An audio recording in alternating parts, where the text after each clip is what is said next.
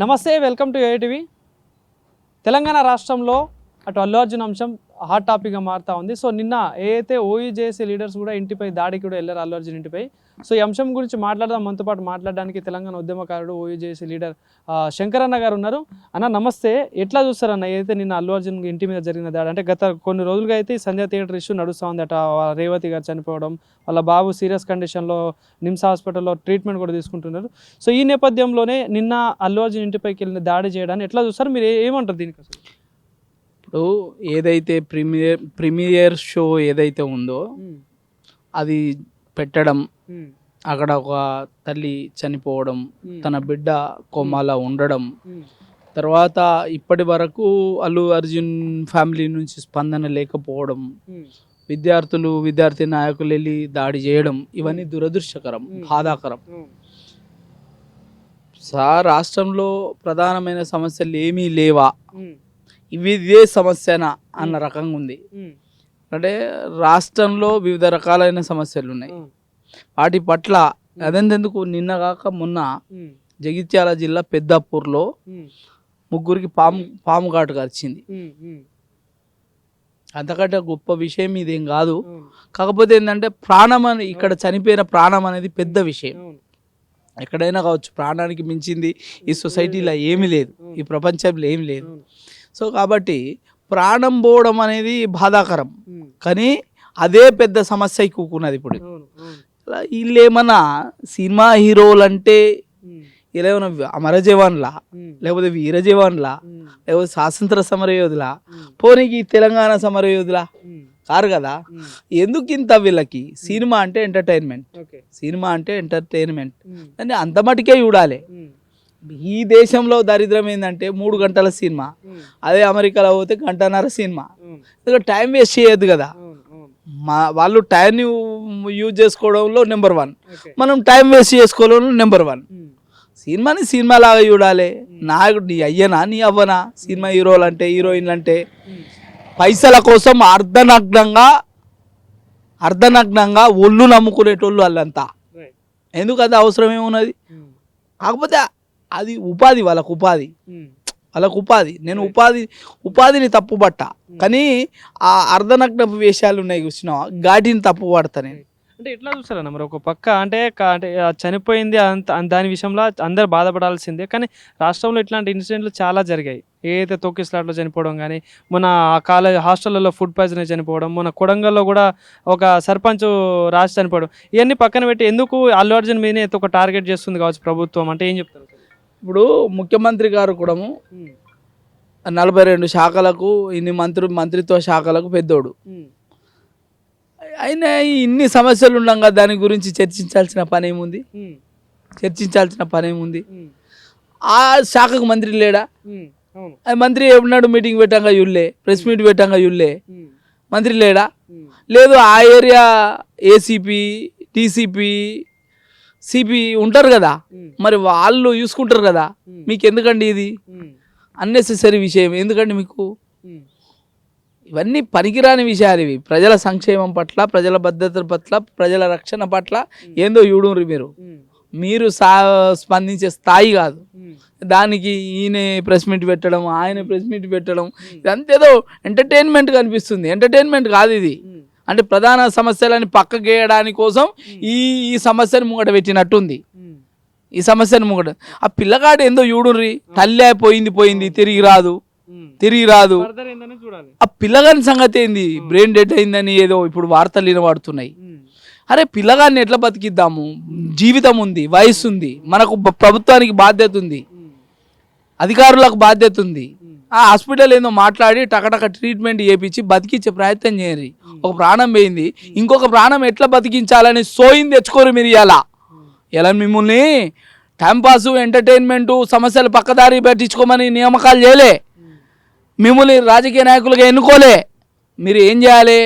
సమస్య వచ్చింది, దానికి సొల్యూషన్ ఎట్లా ఉండాలో గది చూడుర్రి, గదానికి దారులు వెతకండి.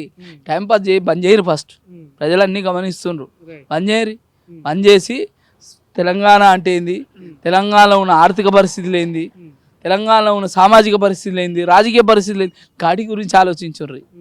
ఇవి పెద్ద మాటలు. నేను 2 ముక్కలలో మాట్లాడినా కానీ పెద్ద మాటలు. ఇప్పుడు అల్లు అర్జున్ అరెస్ట్ చేశారు, జైలుకి వెళ్ళడం జరిగింది, బెయిల్ మీద మళ్ళీ రావడం జరిగింది. ఇదంతా అయిపోయిన తరుణంలో మళ్ళీ అసెంబ్లీలో ఈ చర్చ చేయాల్సిన అవసరం ఏమొచ్చింది, అసెంబ్లీలో ఈ టాపిక్ చేయాల్సిన అవసరం వచ్చింది అంటే ఏం చెప్తారు అసలు? అంటే నేను అనుకుంటున్నా ముఖ్యమంత్రి గారి వీవు ఆర్టికల్ 14 కింద అందరు సమానమే, ఆర్టికల్ 21 కింద ప్రతి ఒక్కడికి మంచి బతికే హక్కు, లవ్లీహుడ్ హక్కు ఉంటుంది కాబట్టి పోయింది ప్రాణం కాబట్టి మాట్లాడాను. అదే ముఖ్యమంత్రిని నేను అడుగుతున్నా, అదే అసెంబ్లీలో సినిమా హీరోలు అంటే దేవుళ్ళు కాదు, సినిమా హీరోలు అంటే అమర జవాన్లు కాదు, సినిమా హీరోలు అంటే వీర జవాన్లు కాదు, సినిమా హీరోలు అంటే స్వాతంత్ర సమరయోధులు కాదు, సినిమా హీరోలు అంటే సంఘ సేవకులు కాదు, సినిమా హీరోలు అంటే తెలంగాణ ఉద్యమకారులు కాదు అనే విషయాన్ని ప్రజలకి తీసుకెళ్ళాలి. పిచ్చోళ్ళ లెక్క సినిమా కోతుండ్రు జనాలు, పిచ్చోళ్ళ లెక్క ఆడికి పోయి ప్రీమియర్ షోలో చచ్చిపోయినంటే పిచ్చోళ్ళ లెక్క. నీ అయ్య మీద లేదు, నీ అవ్వ మీద లేదు, నీ అన్న మీద లేదు, నీ తమ్ముని మీద లేదు, ఎవరి మీద అభిప్రాయం లేదు, వాళ్ళ మీద ఏంది? ఇప్పుడు పానం ఆ ప్లేస్లో రీప్లేస్ చేస్తావా? చేయగలుగుతామా? చేయలేము. ఆ పిల్లగాని బతికేయాలి. గదాని గురించి ఆలోచించిందని అంటున్నా నేను. బాధ్యతాయుతమైన పదవులలో ఉన్నారు మీరంతా, బాధ్యతాయుతమైన ఉద్యోగాలు చేస్తుండ్రు. కనీసం డిఎంహెచ్ఓ నన్న పరిశీలి చేయొచ్చు కదా. ఆ ఏరియా ఏ ఏరియా హాస్పిటల్ ఉన్నాడు, ఏం ట్రీట్మెంట్ అవుతుంది, ఆడు తెల్లకాడు ఉన్న పిల్లగాడై ఉంటాడు, తెల్లకాడి కింద ఉచితం ఇవ్వాలి హాస్పిటల్ వాడు. ఇవ్వకపోతే నాలంటోడు ఉంటే మూచిపాడేది చేస్తా హాస్పిటల్ని. వాడు ఇస్తాను ఒప్పుకున్నాడు, సిఎస్ఆర్ ఫండ్ కింద ఇస్తాను ఒప్పుకున్నాడు. పైసలు వేస్తే గల్ల బట్టి వసూలు తెచ్చి మన లోపలేయాలి. నేను చేస్తాది నాలంటోడు ఉంటే. డబ్బులు ఇస్తారు రాజకీయ నాయకులకు, ఎందుకు చెప్తారు? బహాటంగా కనిపించడానికి డబ్బులు ఇట్లా చెక్కులు రాసి పంపిస్తారు. ఎందుకు పంపించాలి? డాక్టర్ హాస్పిటల్లోనికి రెస్పాన్సిబిలిటీ లేదా? అడుగు ఒకసారి. కార్పొరేట్ రెస్పాన్సిబిలిటీ కింద విదేశాల నుంచి హాస్పిటల్కి పైసలు పంపుతారు కదా, అవి ఏవైతే పెట్టిపోయి వాటితోటి బతికించారు పిల్లగాని బతికించండి అంటున్నా నేను. ఇట్లాంటి సంఘటనలు జరగకుండా చూసుకోవాల్సింది కూడా ప్రభుత్వమే కదా. ఇలా నువ్వు స్పందన ఉంది కానీ దాని పనితనం ఏది స్పందించాలి కదా. నువ్వు ఇమ్మీడియట్గా ఆ సమస్యకు స్పందించాలి. అట్లాంటి తప్పిదాలు జరగకుండా చూడాలి. ఏంటంటే థియేటర్లల్లో 350 మంది పోయే థియేటర్లో ఇప్పుడు చిన్న ధర్నా చేస్తే, చిన్న దిష్టి బొమ్మ కాల పెడితే ఆ దిష్టి బొమ్మను అడ్డుకుంటారు, ధర్నాను అడ్డుకుంటారు, నిరసన తెలిపనియరు. మరి గడకు అంతమంది వేరు, 1000 మంది 2000 మంది పోతే ఏం చేస్తుంది ప్రభుత్వం? ఇంటెలిజెన్స్ ఏం చేస్తుంది? ప్రభుత్వం ఏం చేస్తుంది? అధికారులు ఏం చేస్తుండ్రు? అరే పొద్దున్న దాకా ఆడ నుంచి ఇటు దాకా పోయి అటైనా పోయేస్తే రోడ్డు మీద.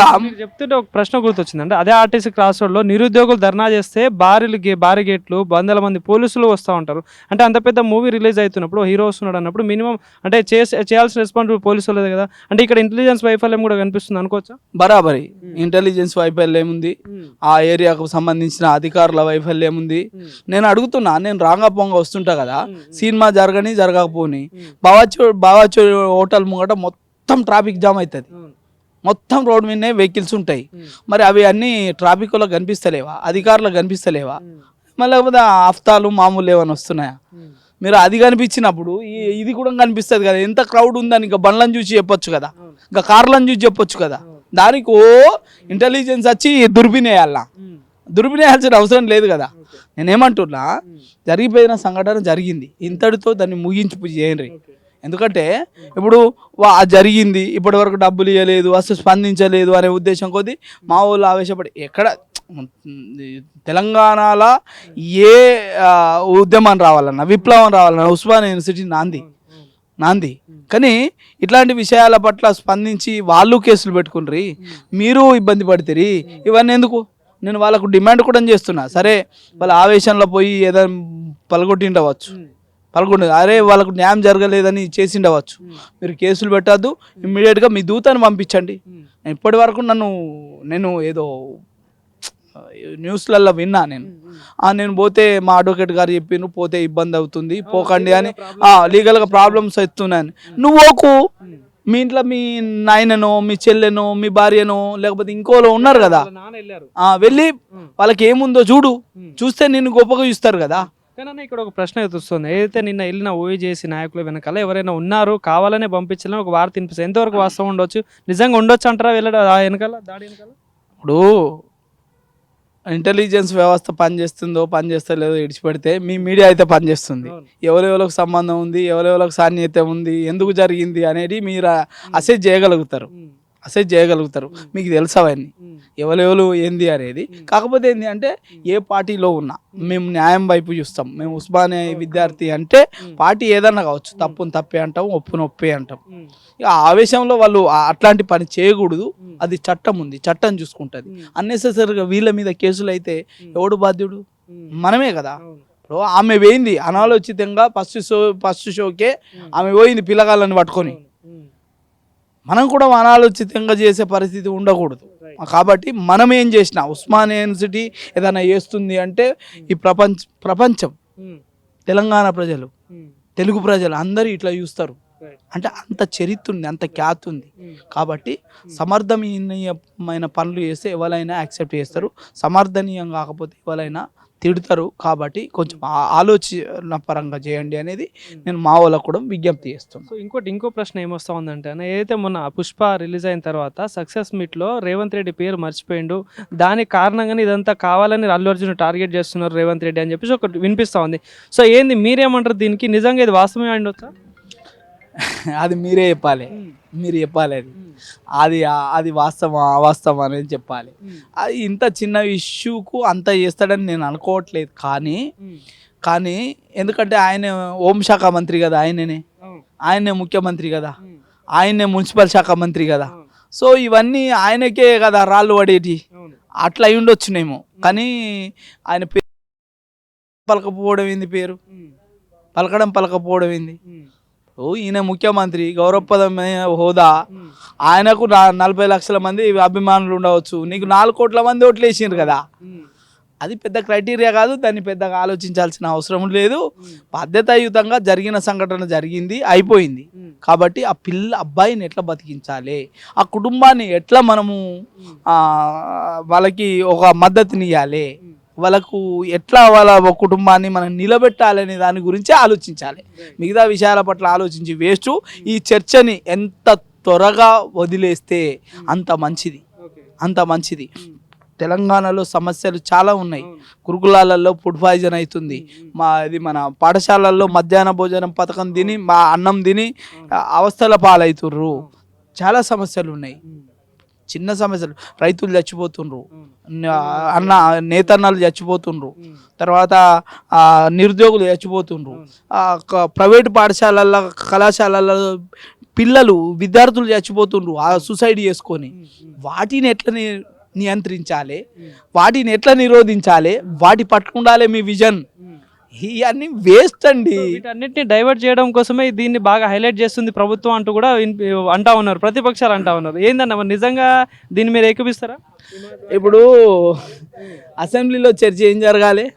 నిమిషానికి ఇన్ని లక్షల ఖర్చు, వాళ్ళ టిఫిన్లు, తికానాకి రావడానికి పోవడానికి ఎన్ని లక్షల ఖర్చు చేస్తారు. మరి దాన్ని ఎట్లా వినియోగించుకోవాలి? కనీసం ఉండాలి కదా. లొల్లి పెట్టుకొని ఆగమాగం చేసి అర్ధాంతరంగా ముగిస్తారు. వాళ్ళ కథ అంతా అదే. తోడు దొంగలు మాట్లాడుకొని వస్తారు, మాట్లాడుకొని నువ్వు ఇదాను నేను ఇదంట, కథం అయిపోతుంది. మళ్ళీ పోయి ఎవరి పనాడు చేసుకోవచ్చు. ప్రజల గురించి అసెంబ్లీలో చర్చ జరిగినాడు, ప్రజలకు సంక్షేమం ఏం అందుతుందని అన్నాడు, అప్పుడు దానికి ఫలప్రదం ఉంటుంది. ఇంకా ఆ మాత్రం దానికి అదేందుకు మీ విలాసాల కోసం అసెంబ్లీ? అదే కరెక్ట్ కాదు. ప్రజలు మారాలి ఫస్ట్. నేనేమంటున్నా, ప్రజలు మారాలి.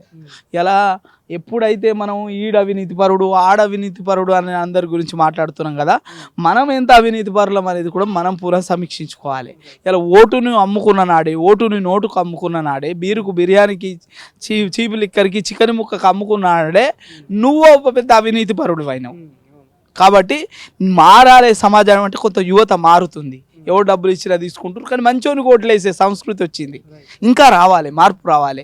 మనము ఒక విజన్ ఉన్న నాయకుడు, మన సంక్షేమాన్ని క్షేమాన్ని కోరే నాయకుడు ఓట్లు వేస్తే ఆడ చర్చ మంచిగా జరుగుతుంది. చర్చ ప్రజల మీద జరుగుతుంది, ప్రజల అవసరాల మీద జరుగుతుంది. ఒక గది జరగాలి, కానీ అవన్నీ జరగకుండా ఇవన్నీ ఏంది? అందుకనే నేను ఒక మాట ఏం చెప్తా అంటే, కమ్మని రోగము తీయని మందు ఉండదట. కాబట్టి ప్రజలు ఆలోచించుకోవాలి. ఇట్లాంటి అనాలోచితమైన ప్రకటనలు, అనాలోచితమైన పనుల వల్ల ప్రజలకు ఇబ్బంది అవుతుంది. ఇలా మీకు ఇబ్బంది అయితే లేదు.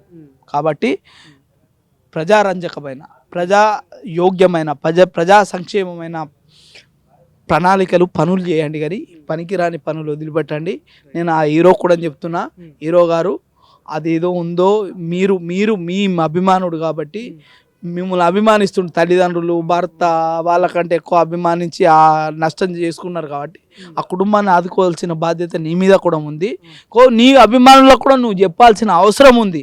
అరే నేనంటే పిచ్చి లెక్క జావకుర్రా, నేను మనిషినేరా, నేను సాధారణ నేను బయటకు వెళ్ళినాడు నేను సాధారణ వ్యక్తినే అనే విషయాన్ని వాళ్ళు చెప్పాలి. అట్ ద సేమ్ టైం ప్రభుత్వం కూడా ప్రజలలో అవేర్నెస్ కల్పించాలి. ప్రతి దానికి ఆవేశపడకుండ్రి, ఇదంతా తాత్కాలికము అనే విషయాలు చెప్పాలి అని విజ్ఞప్తి చేస్తున్నాను. Thank you.